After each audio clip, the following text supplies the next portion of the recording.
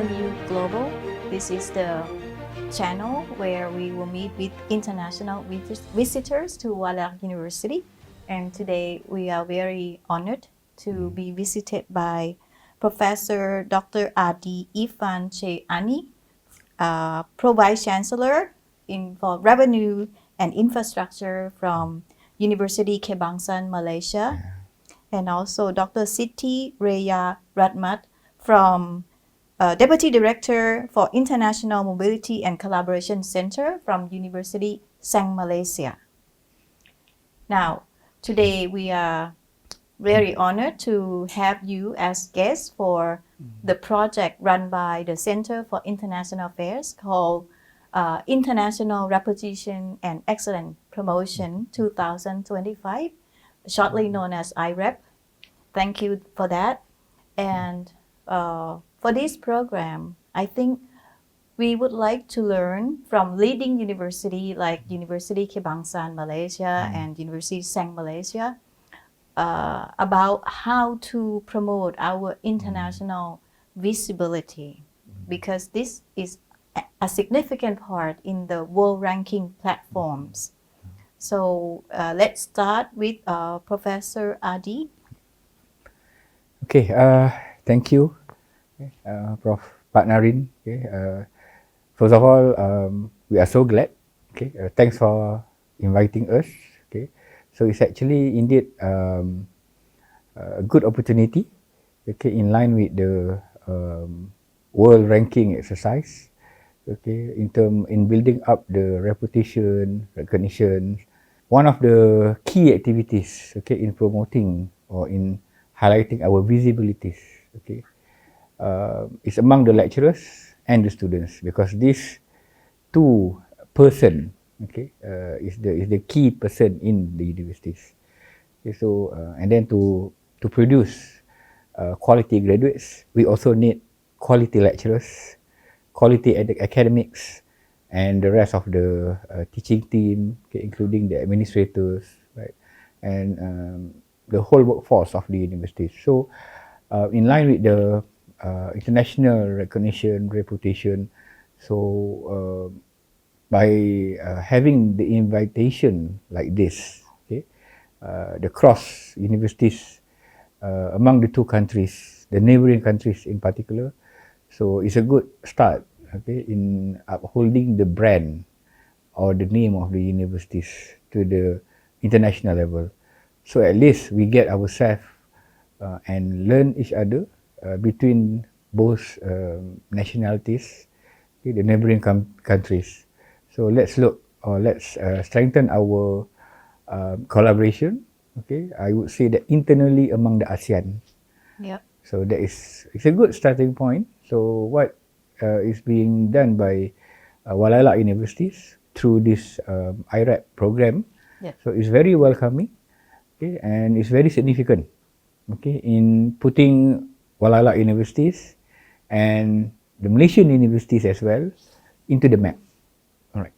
Yeah, okay. I think it's very significant, to build up a strong relationship with international partners that have mutual interest, and I think Malaysian partners are very important part for Walailak University to connect with. And you have mentioned that part of the reputation building is to have quality education, and in order to have quality education, you need quality lecturer. Can you share with us how you promote quality lecturer at Universiti Kebangsaan, Malaysia? Okay, so it's a good insight on that questions. Okay, because the academics, okay, is the key driving force in the universities. So the quality lecturers is needed. Okay, I think the same goes to the other practice of the world-renowned universities, where they start empower the academics. Okay, where in terms of the entry point, okay, for one particular person to become a lecturer is not easy. Okay, you need to have the good academic standing. Okay, in terms of academics, scholarly work, okay, in terms of community work. So these are among the key element or the key criteria being evaluated before you can work in the universities. So I think almost the same universities applying the same principle, meaning to say that we are not only look into the degree itself, okay, but we look also on the other activities, the lecturers as a person, right? So they need to uphold certain quality attributes, okay, to become the quality lecturers. So then it will translate it into the students.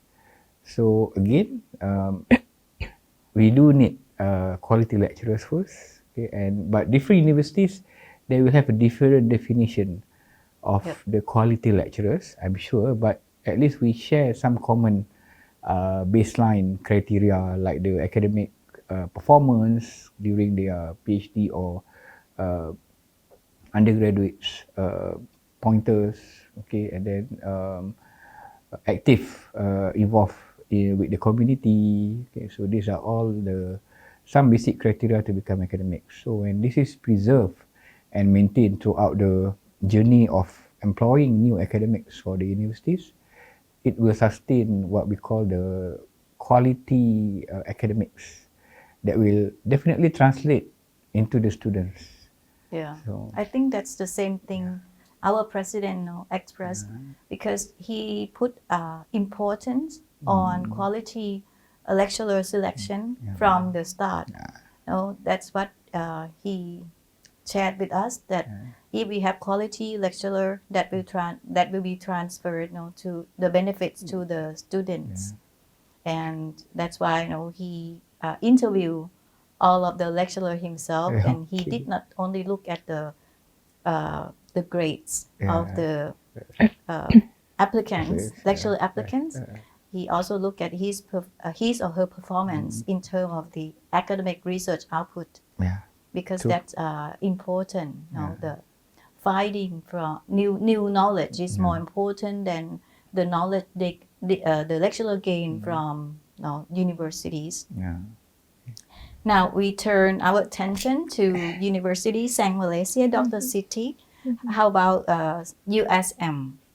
Okay, for USM, our mission is also having holistic talent, where our students is not only, we would say, excellent in terms of academy, but they also contribute to the service to the community.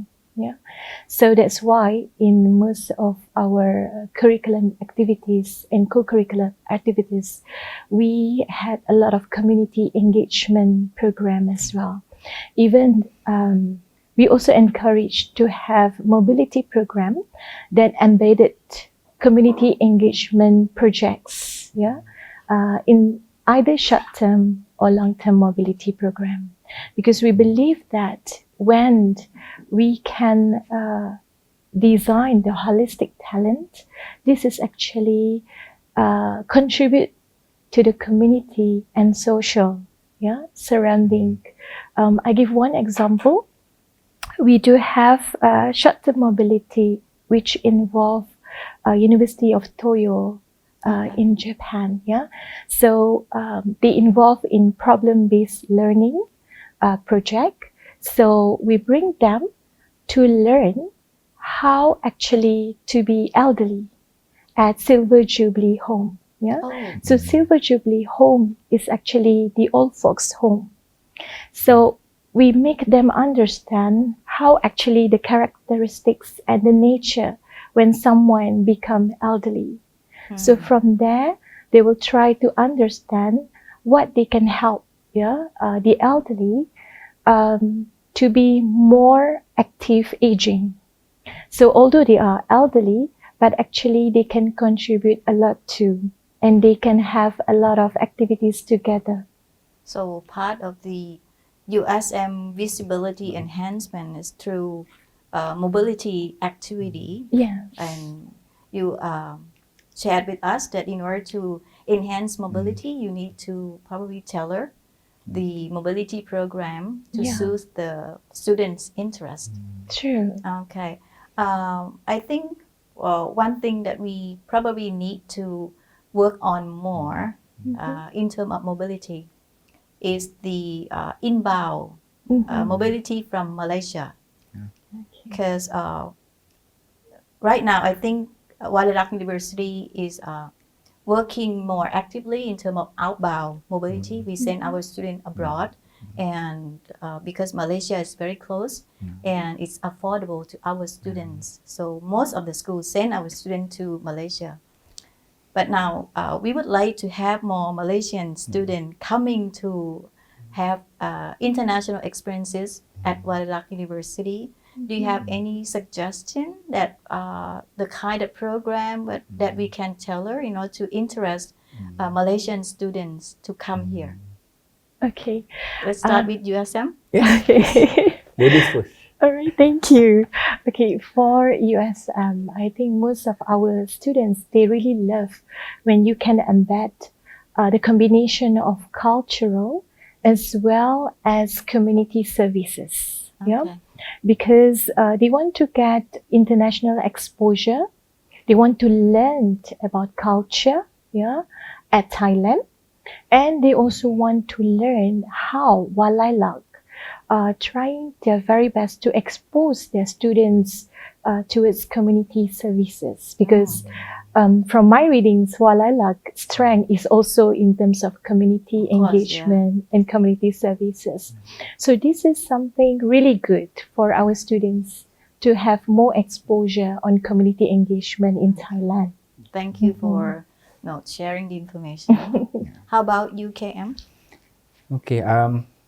I think almost quite similar approach. Okay, but and then first and foremost, we need to create the interest at the both level, the students and the lecturers. We need to find the common program or common school or common faculties. Okay, like as example, like myself, I'm attached to Department of Architecture.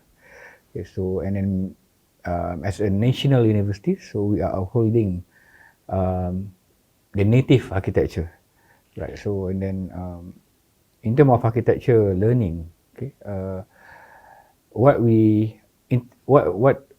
interest us is actually the native architecture of Thailand, which is the Thai architecture in terms of buildings, right? So that is the main interest, okay, to look into how the building is being constructed, okay, with the local technologies, right?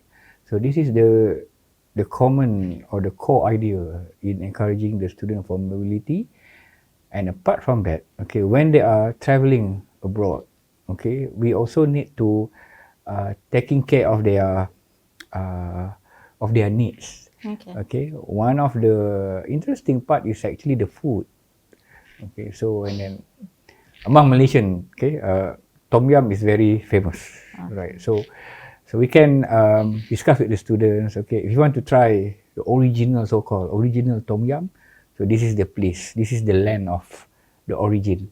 So these things are being packaged together, and also we create some good learning experience in designing the mobility program. Instead of taking the flight, why don't we take the train. So that we can experience crossing the borders, okay, sleeping in the train. So Riding big bikes? that is part of it. That is for the lecturers. Yeah. Okay, or perhaps a group of motorbike. Okay, right. So these are all the things or the criteria or the aspect that we need to package them together. Okay, rather than you learning the Thai architecture, the native architecture, work with them. Okay, understand the Thailand architecture, the construction technologies. Okay, the basic technologies. Okay, in Thailand. So why don't we package them together? So it will give more learning experience. So instead of just getting a simple credits, which is normally the main outcome of the mobility, okay, but the most important thing is the real life learning experience. Okay. So that is what we are doing now, and the approach of to encourage the student mobility, so that the students, okay, the parents can see a lot more benefits, okay, rather than just getting the credits. Okay. Right, So what I learned from you too is that to design the mobility program that involve community services, and we need to look at the uniqueness of Thai culture to be integrated into the mobility program. Okay, that's a good suggestion. And we'll try to develop those programs in order to draw more in Malaysian students to Walailak University. One more important thing for today's communication is online communication.